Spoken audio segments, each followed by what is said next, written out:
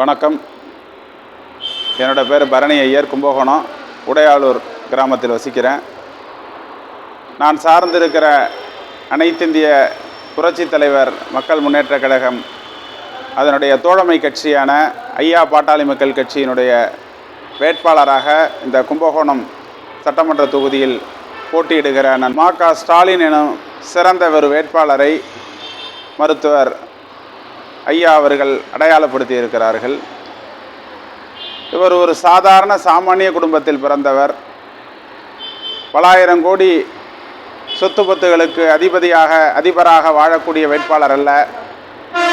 தேர்தலுக்காக புதிதாக கொண்டு சொருகப்பட்ட வேட்பாளரும் அல்ல.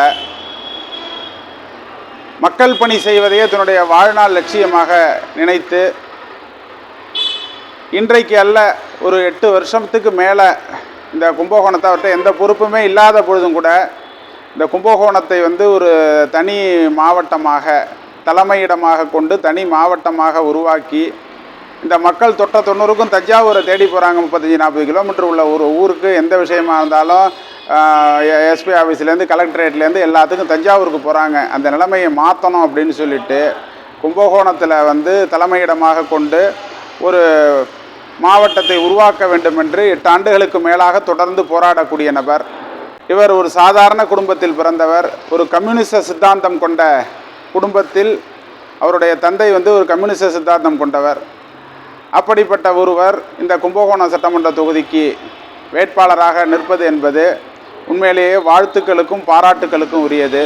இந்த கும்பகோணத்தினுடைய வளர்ச்சி என்பது ஐயா கோசிமணி அவர்கள் அமைச்சராக இருந்தவரை, அவர் இறந்ததற்கு பின்னால், அவர் உயிரோடு இருந்தவரை என்று 2 பார்ட்டாக பிரிச்சுக்கலாம். அதாவது கிமு கிபின்னு சொல்கிற மாதிரி 2 பார்ட்டாக பிரிச்சுக்கலாம். கோசிமணியினுடைய மறைவுக்கு பின்னால் இந்த கும்பகோணத்தில் வளர்ச்சி என்பது எதுவுமே கிடையாது. இப்போது தொடர்ந்து 15 ஆண்டு காலமாக இருக்கிற சட்டமன்ற உறுப்பினர் எந்த ஒரு வளர்ச்சி பணிகளையும் செய்யவில்லை. ஐயா கோசிமணி அவர்களோடு அந்த வளர்ச்சி என்பது முடிந்து விட்டது. அவரால் வளர்க்கப்பட்டவர்கள், அவரால் உருவாக்கப்பட்டவர்கள் எல்லாம் அவரை இன்றைக்கு மறந்து விட்டார்கள். ஆனால் அப்படிப்பட்ட அவர் உயிரோடு இருக்கிற வரைக்கும் அவர் செய்யக்கூடிய குறை நிறைகளுக்காக போராடக்கூடியவர் அண்ணன் மா.க. ஸ்டாலின் அவர்கள் அன்றைக்கு. ஆனால் அவர் மறைந்ததற்கு பின்னால் அவருக்கு தேர்தல் வாக்குறுதியாக சொல்லியிருந்த மணிமண்டபம் கட்டுவேன் என்று தன்னுடைய சொந்த செலவில் ஒரு மணிமண்டபத்தை கட்டி அடுத்த தலைமுறையினருக்கு இப்படி ஒரு மாமனிதர் இந்த பகுதியிலே வாழ்ந்து மறைந்திருக்கிறார் என்பதை சொல்லுவதற்காக ஒரு மணிமண்டபத்தை கட்டமைத்திருக்கிறார். இப்படியாக மக்கள் பணி செய்வது, மக்கள் சேவை செய்வதை தன்னுடைய வாழ்நாள் லட்சியமாக கொள்கையாக கொண்ட ஒரு மனிதர். ஏதோ அவர் பாட்டாளி மக்கள் கட்சியை சார்ந்தவராக இருக்கலாமே தவிர சாதி மதங்களுக்கு கடந்தவர். நான் இன்றைக்கு நேற்றைக்குள்ள பல வருடங்களாக அவரோடு தொடர்பில் பழக்கத்தில் இருக்கக்கூடியவன். என்ன உதவி என்று கேட்டு சென்றாலும் அவர் ஜாதி பார்க்க மாட்டார், மதம் பார்க்க மாட்டார்.